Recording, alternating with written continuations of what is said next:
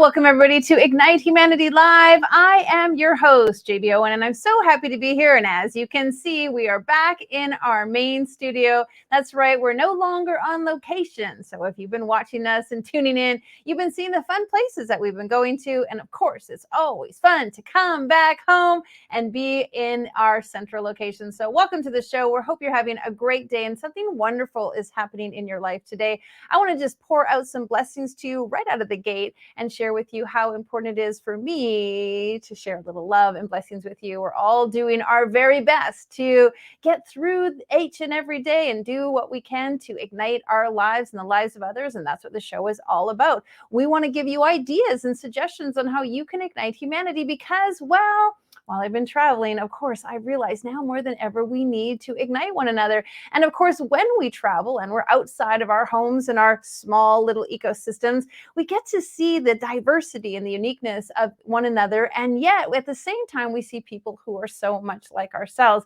When you're on airplanes and you're traveling, or when you're in different locations and we're getting to meet different people with different feedback and different cultures and different understanding, it actually really widens out your perspective on what is possible. And the fact is, each and every one of us can absolutely get along, and even more so, really admire and feel endearing towards the people around us, learning from other people and seeing what they do, how they live, their culture, their food, the way they speak, the way they interact, how they connect with one another. It is actually truly very powerful. And it allows us to see that, well, in all honesty, we're not very different. We love to celebrate. We love to smile. I'm always fascinated when somebody speaks a completely different language, and yet they have many of the same facial gestures, like what and ha ha ha. Like, it's interesting that the language is different, but our face and our energy and who we are is so similar.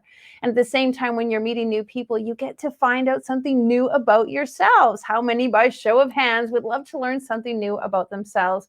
Well, that's what this show is all about. We want you to learn a little bit about you, because when you grow and you foster and you expand, you actually give yourself the gift of igniting your life. And that, folks, is what's going to ignite humanity.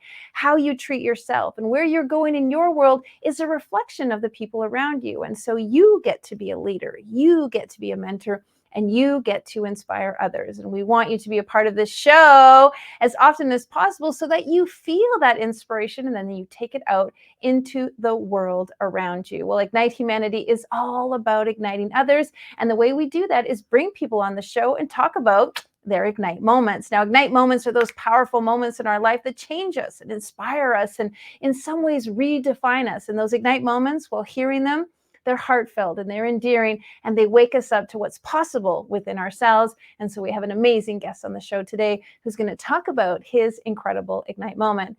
Now, if you're just tuning in, well, welcome. And if you'd like to know what we're up to, you can check us out on our website, ignitehumanity.life. We've got lots of things happening there. We're doing a docu-series and we're filming a movie. We're making a book, and we're doing some fun things because we really want you to feel dialed in to how you can ignite humanity.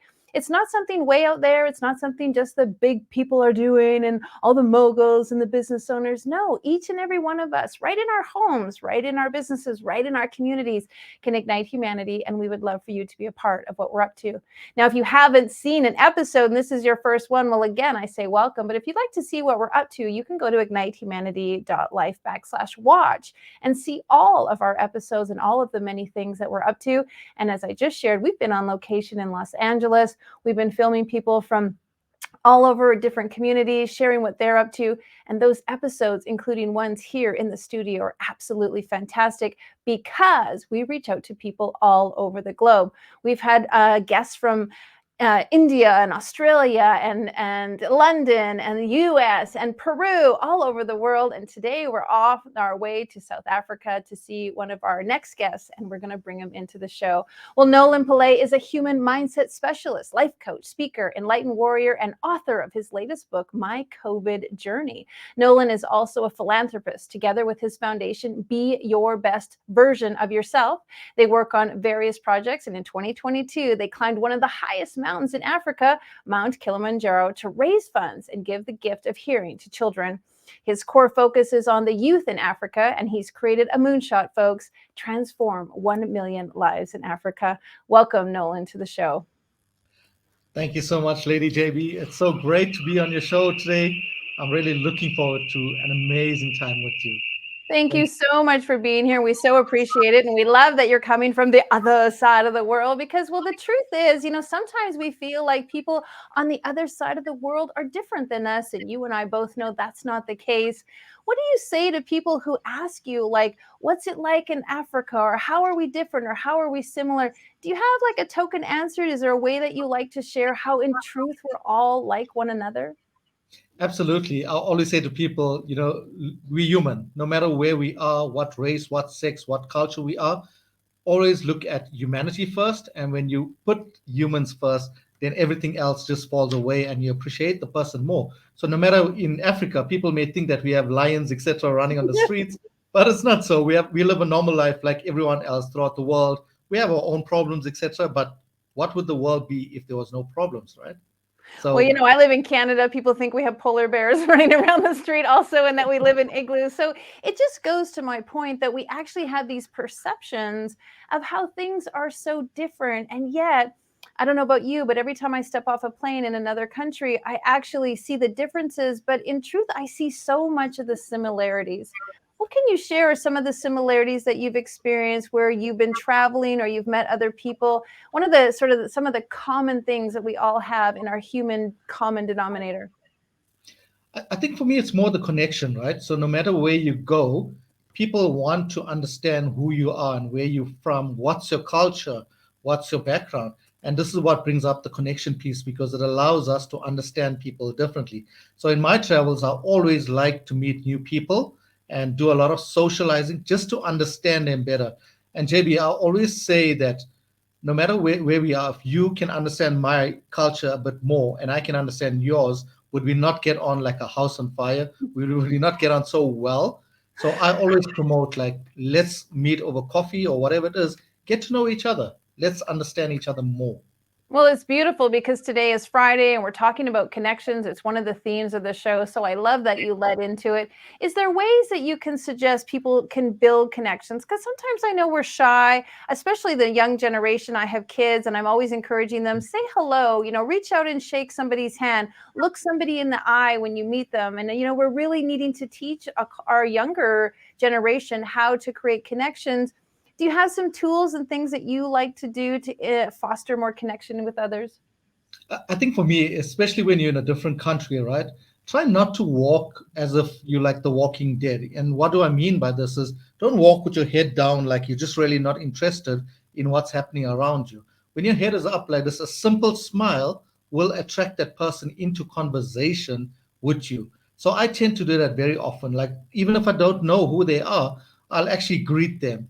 When I go on my normal walks wherever, I'm so fond of just greeting everyone. Even if I don't know you, I'm meeting you for the first time. A simple hello doesn't cost nothing at all. And it brings about this kindness in a person. And from there, the conversation just leads to the next. And you wouldn't believe how it can actually grow. And you find so many similarities just by opening up the conversation. So the one thing I would like to say is, especially that I work with the deaf people a lot, is don't be afraid to speak to a person if they have a disability. Now, I can tell you something about the deaf community. They love socializing, but a lot of the hearing people tend to not want to communicate with them. But through my research, I found out that it's not that the hearing people don't want to communicate with them, they don't know how to. So a simple thing is strike up that conversation and you'll be amazed at the feedback you get from that person. Even if a person is deaf or if they can't speak, they will go onto their phones with all the tools that we have now. They can type in whatever they want to say to you, be it a greeting or so. Oh, I love that. And thank you so much. Of course, I want to lead into the work that you're doing with people with hearing challenges. Tell us a little bit more because I find that fascinating. I agree with you. If somebody can't hear, we feel like speaking is the only form of communication, but it's really not. Facial gestures, using your hands, of course, learning a few small signs.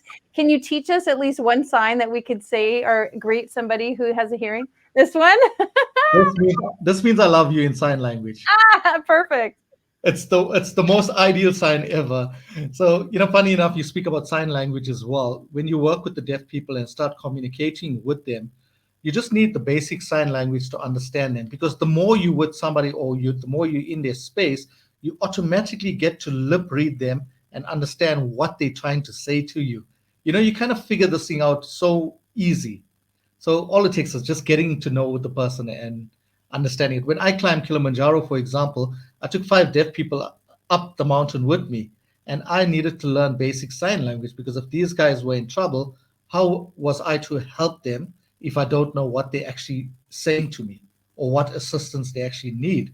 I know we're going to talk a little about that, shortly as well, but it's not a major mission when you start understanding how to connect with people. And guess where it starts from? Exactly. From the heart. Starts from the heart, right? It starts from the heart. I mean, how many times have you met somebody who just speaks another language?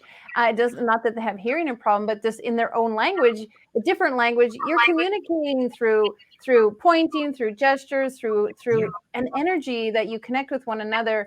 Fascinating that you shared all of that and that you climbed up Kilimanjaro with people who were deaf. Tell us a little bit more about that. So I'm just going to go back a little and give you the background to how it started. So in 2019, when I relaunched my company, one of the deaf contestants, she's late now, Ketiwe Madi, may she rest in peace, but she asked my audience and myself, she said, what if all of you here cannot hear and I'm the only one that can hear? Who's the one with the disability? And Mm. Lady JB, that was one of my ignite moments. It sent so many things going on in my mind, so many thoughts were going on when she was actually saying this. And of course, we had translators around so we could understand them. But there were so many thoughts that went through my mind. And I said to myself, I needed to do something for the deaf community. I needed to start bridging this gap between the hearing and deaf people. So, what can you do about this, Nolan?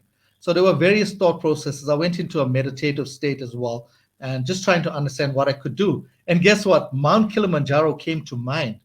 One of the reasons why it came to mind is it's a dangerous mountain. You're putting your life at risk. So if people could see that here's a normal hearing guy together with other hearing people can put their lives at risk to help a disabled community, why can they not get involved and do something similar?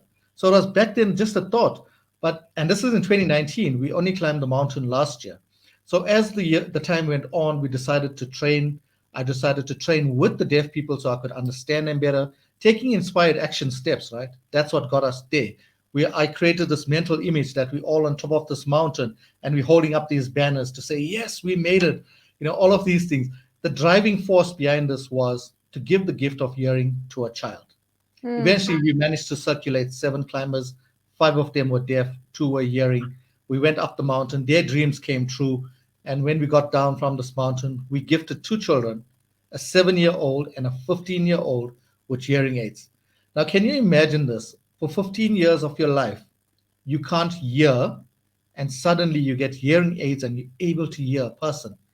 And this was a touching moment for me at the time when they implanted the hearing aid into this 15-year-old. The audiologist said what they were doing. They put it in, and a mother was on the other side, and the mom said, "Hello, Quasi." And Quasi turns to her mom and said, "Hello, Mama. Wow. I will do this over and over again just to look at the face of the child and the mother and know it's a priceless moment. Nothing can ever better that in any way." Wow, what an ignite moment. I mean, really, when you think about it, not being able to hear for so many years and then actually hearing your mother's voice, how beautiful is that? But at the Beautiful. same time, I want to shine the spotlight on you a little bit because it's really powerful that you saw a problem or you saw something that you felt that you could do something about. Just one person. I mean, that's really what this is about. You're one person who decided to take 7 other people and do something powerful that helps 2 other people. And those 2 other people are going to go on to help more. And you've entirely changed that family. And you're a perfect example of how that ripple effect can truly ignite humanity because we don't know what will come of this amazing 15-year-old and what will come of all those people that climb Kilimanjaro. But you gave them the spark and you really ignited their life. And so bravo to you. I Thank you. love, love, love your message. Thank you. And you've got me excited because I know we've been talking ourselves about let's climb Kilimanjaro. Me and my husband are like, okay, Nolan, let's come with you to climb Let's do it. Kilimanjaro. Absolutely. Tell us a little bit about, if there's a way for us to learn more about your initiative and your idea to your moonshot. Tell us a little bit about that. So my moonshot came about from a program I did a while ago, and the program was all about thinking big. And I learned this from the late legend Bob Proctor as well. And he says when you're setting goals, you don't just set small goals, goals that you know you can achieve. You set goals that are really hard to reach. Because when you set these hard to reach goals, at the end of the day, once you achieve it, it's such a difference. Now, why I say 1 million lives in Africa, if you look at the youth of today, they have so much of potential, unlimited potential. The problem is nobody's focusing their energy on helping them to become innovators, creators, better thinkers. And when I came up with this moonshot, I realized that, hey, why don't you do something about this? I have been mentoring the youth and teens for many years of my life. So why not step this up a level and go to a big target? So the whole idea behind the 1 million lives is to coach the youth for about 3 months, help them to be in the right state of mind. And once we get them in the right state of mind, we allow them to go into a trade of their choice. And in this way, by us giving them the opportunity to go into a trade, they now can sustain themselves for longer. They now can feed themselves and their family. Because let's be honest, Lady JB, gone are the days where we just want to feed somebody all the time, and they Right. get so used to that habit. Rather, teach them how to fish and put them out into the world and get them to make a difference and create this ripple effect to other people. Yeah, it's really beautiful. I mean, kids need inspiration. I know, and obviously we'll talk a little bit about your book. COVID has changed the minds of many of the youngsters about what's possible for them and what they're capable of. And it's really changed the landscape of their future. And I love what you're doing to teach them a trade and get them excited about something, because if they really do what they enjoy and they get their hands involved and their talents, they actually want to get up every day. They want to do that work. It doesn't feel like work. And I'm with you. Don't just give them fish, teach them how to fish. Don't just do it for them. Teach them how to do it for themselves. And that will create a ripple effect in their children, and really improve humanity. See how it all works? Isn't it exciting? It's all about connecting with the right people and just making an impact there. And it doesn't take much, right? Everything starts with a thought, of course, but what do you do with that thought? You just leave it lying there, or you take some action towards it to get the desired results that you want. And that could work with anything in life, your personal life, your career, whatever it may be.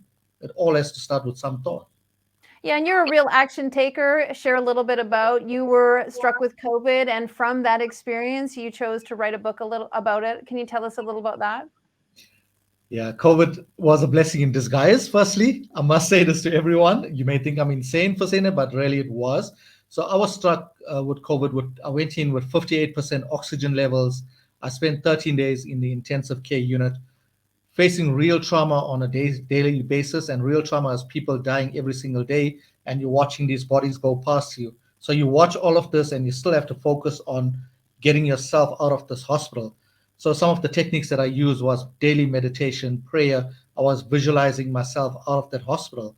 But it wasn't all rosy. On day 6, when I saw a doctor pass away, I gave up. I got in touch with my family, and I said, I can't do this anymore. And my daughter sent me something very special, JB, that I Yeah. carry with me every single day. It's called my goal card. She took a picture of it, and she said, Dad, don't forget what your purpose is. Immediately I had to come out from that victim or self-pity mindset and start focusing on getting out of that hospital, because there was still a bigger purpose. And this, by the way, was before climbing Kilimanjaro. And it happened at the time where the decision was made to climb Kilimanjaro, and I got hit with COVID. So I had to focus a lot. But while I was in hospital, I could barely breathe. And being an athletic person, I could barely take 10 steps. My breathing was totally not on. I had these pipes running through me to help me with my oxygen levels. But I recorded a video in snippets of about 45 seconds, and it came to about 3.5 minutes in total. And I put it onto social media to help other people not end up in the same situation that I was in. Because not many people were fortunate enough to fight this and get out of it, right? We lost millions of people. And this video went kind of viral in a way, and people said to me, Nolan, you need to tell your story. Mm. And I said to them straight up, I'm not an author. I've never been a writer, so I'm not going to do anything with it, until I came out from the hospital and I thought about this and I said, hang on a second though. If you write a book and explain your story, what you've been through, surely it's going to allow the people who've lost their loved ones to reach some peace and closure in their lives. That was the first thing. The second thing is all these tools that I used while I was in hospital could help other people going through whatever obstacles they are. So when I say it was a Cobra was a blessing in disguise, it allowed me to turn this painful moment into a success story and become a first-time author. And you're like singing my praises because I love the idea of taking stories and telling them in a transformational way that inspires others. And that's exactly what your story did. You didn't become the victim of your story, you became the hero. And in doing that, now you've shared a message is going to inspire others. And I just think that's incredible. Bravo to you. And absolutely, if you want to share the name of your book, let everybody know so they can get a copy. Sure, it's called My COVID Journey, Tools and Techniques That Got Me Through It. And if you just look at under Nolan Pillay on Amazon, you'll find it there. Fantastic. And just a little bit diving in, you're actually now writing your story in one of our Ignite books, Ignite Your Faith. How's it been going in the writing process? Oh, I love it to bits. You know what I'm really enjoying? When I wrote my own solo book, I didn't have all the privileges that I have now by writing the chapter for Ignite Your Faith. I mean, I've had 2 editing sessions already. The kind of support and love from the people that are in the community is absolutely amazing. It kind of pushes you to go over the edge, but over the edge as in giving off your best and making sure that the best story gets to the readers out there. I'm really enjoying it, and I know I have a session this week Sunday where it's called polish your chapter, and that's with you. I'm so looking forward to it.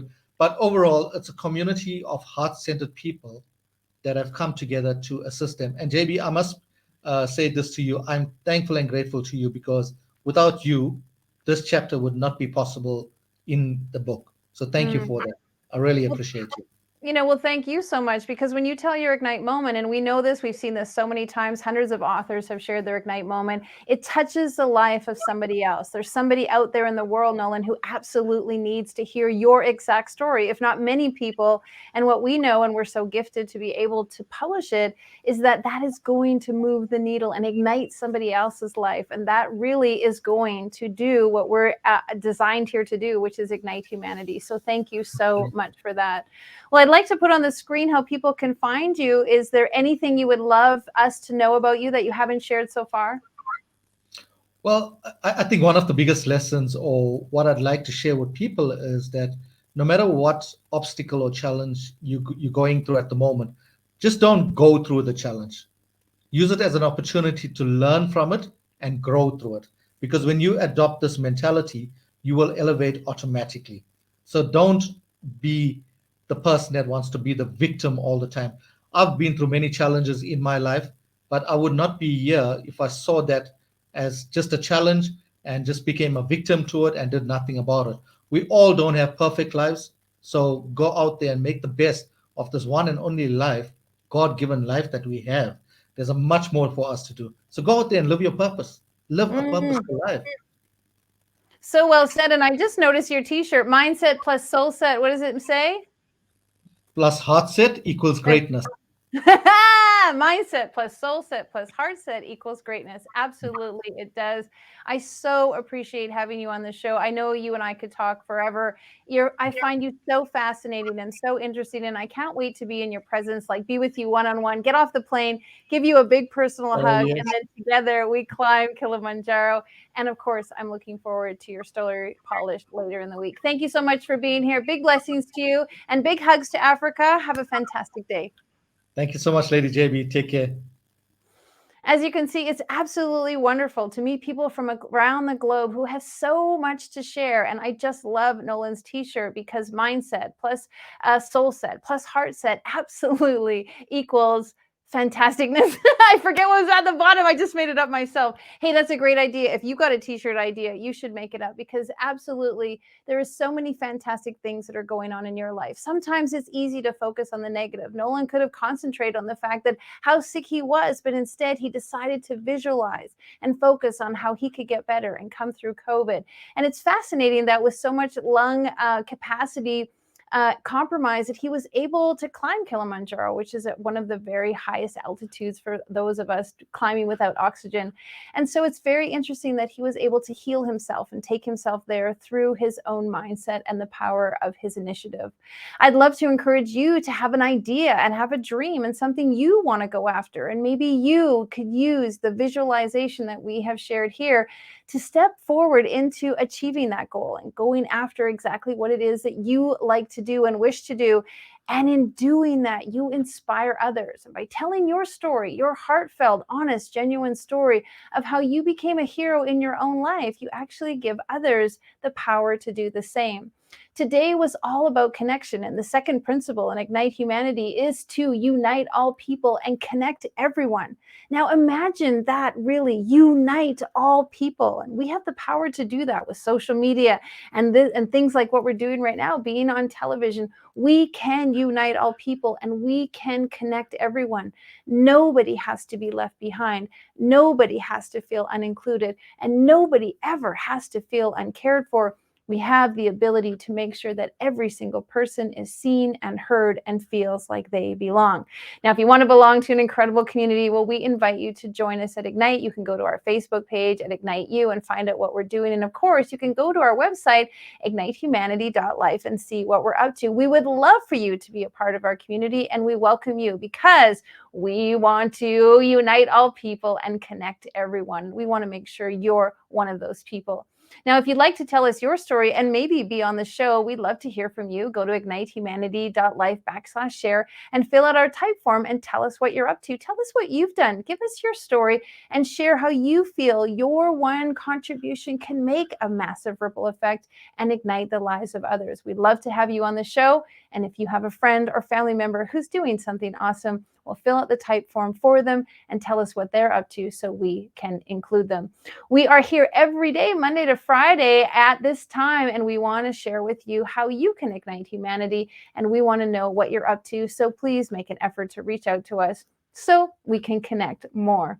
And last but not least, we are in the business of, and the spirit of, and the inclination of building schools around the globe. We truly want to ignite literacy and help individuals know what's possible for them, because we know that the younger generation, the kids, the upcoming, those people who are just stepping into what's possible for them, well, they're going to make a difference in our future. And so Ignite is building schools around the globe. And you can be a part of what we're doing by going to ignitehumanity.life/donate. Every single dollar you donate helps build a brick in one of our schools. And we're so excited to be traveling to Indonesia in May to build our very first school.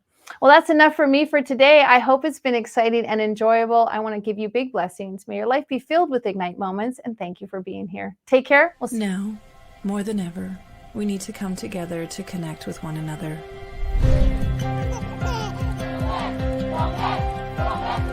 We need to feel the truth in who we are and let go of everything that's happened in the past. We need to empower every person on the planet and awaken hearts, enliven souls, come together, laugh, play, rejoice, connect, create, and love.